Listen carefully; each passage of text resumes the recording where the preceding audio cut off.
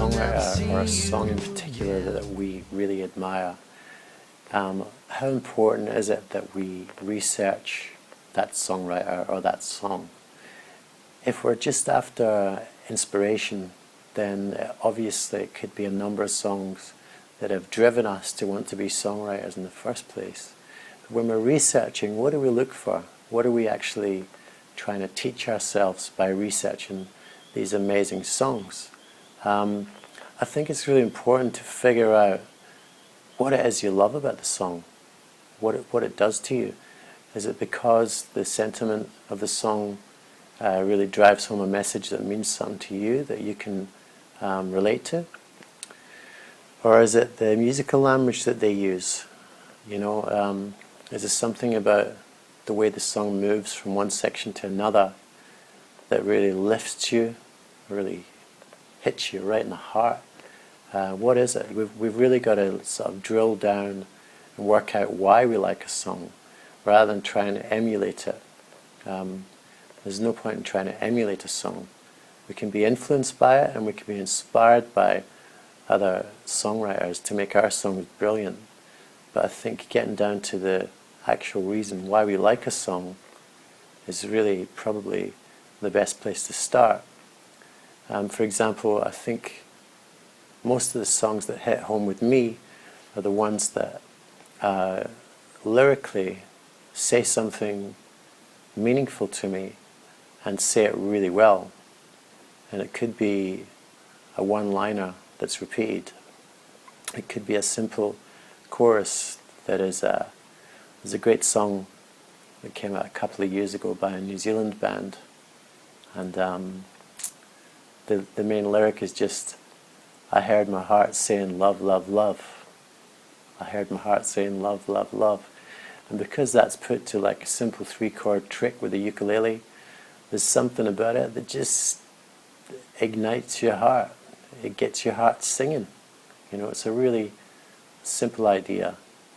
And oftentimes songwriters can embrace complexity for complexity's sake.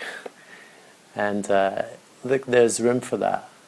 There's room for intricate chord progressions and strange and wonderful passing notes and chromatic melodies, and there's room for it everywhere. But keeping it simple and thinking about what it is we love about our favorite songs, it usually comes down to something pretty basic, and that is that there's a shift from the verse to the chorus, or from the pre-chorus to the chorus, that really seems to move us. And how do they do that? That's when we start dissecting it and figuring out what the chords are, where the melody goes to make that as dynamic and impactful as it is.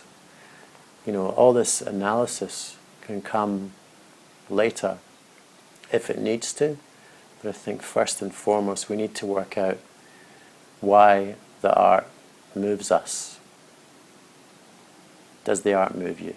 Does the song move you?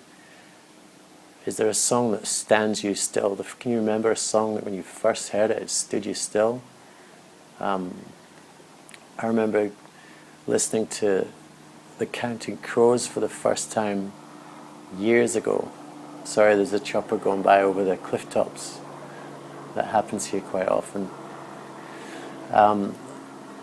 When I first heard Mr. Jones by Counting Crows,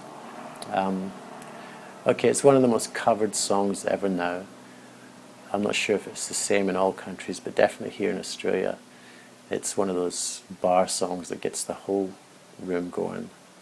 And that shouldn't be a bad thing, but it does become a bit annoying when it's the only song people want to hear over and over, especially if they have the CD at home, right?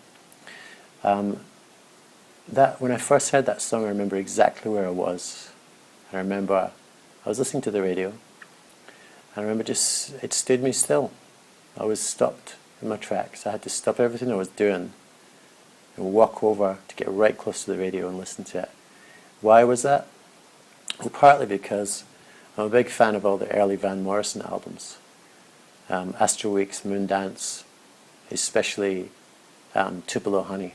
is my favorite record in terms of songwriting and the lyrics, and I love all those early 70s sounds as well. And I think that Counting Crows, with that song Mr. Jones, they encompassed all of that in one song. Lyrically it was incredible, and it was a little bit left field for what might have made it to the radio at the time. There was a lot of sort of poetry and imagery and just a great vibe. Another one that musically is really simple. It's pretty much the same round all the way through, and helped of course by Adam Duritz's brilliant vocal delivery. But that's just one example of a song that moved me, and you know what? I didn't even have to think about why I was moved. I knew it straight away, because I knew that it was a lot of the music that influences me rolled into one. And that's a good reason enough for me to embrace a band or a song as one of my teachers in my own way. So there you go. Ask yourself, okay, I'm moved by this song. What is it that's moving me? Yeah, I gotta win back.